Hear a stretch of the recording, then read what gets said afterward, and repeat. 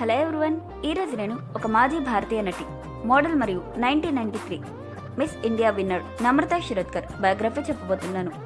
నమ్రత జనవరి 22, 1972లో మహారాష్ట్రలోని ముంబైలో జన్మించారు. ఈమె సోదరి శిల్పా శిరోద్కర్ కూడా ఒక ప్రసిద్ధ నటి. వీరి అమ్మమ్మ మీనాక్షి శిరోద్కర్ ప్రసిద్ధ మరాఠీ నటి. నమ్రత తన కెరియర్ను మోడలింగ్తో ప్రారంభించారు. 1993లో మిస్ ఇండియా కిరీటాన్ని గెలుచుకున్నారు.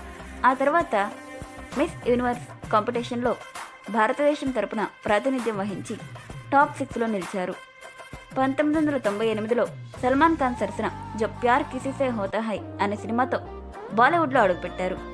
తర్వాత హిందీలో పుకార్, వాస్తవ్, అస్తిత్వ వంటి సినిమాలు నమ్రతకు మంచి గుర్తింపు తెచ్చాయి. తెలుగులో మహేష్ బాబు సరసన వంశీ సినిమాలో నటించారు. వంశీ సినిమా సమయంలో నమ్రతకు మహేష్ బాబుతో పరిచయం ఏర్పడి అది ప్రేమగా మారి 5 సంవత్సరాల తర్వాత వీరిద్దరూ ఫిబ్రవరి 10, 2005లో వివాహం చేసుకున్నారు.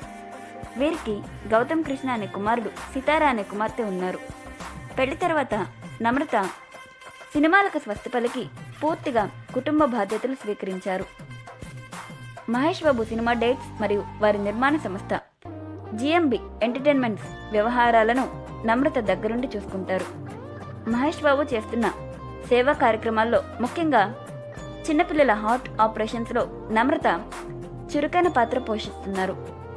నమ్రత కేవలం ఒక నటిగానే కాకుండా మహేష్ బాబు కెరియర్ వెనకాల ఉన్న బలమైన శక్తిగా మరియు సమర్థవంతమైన గృహిణిగా అందరి ప్రశంసలు అందుకుంటున్నారు.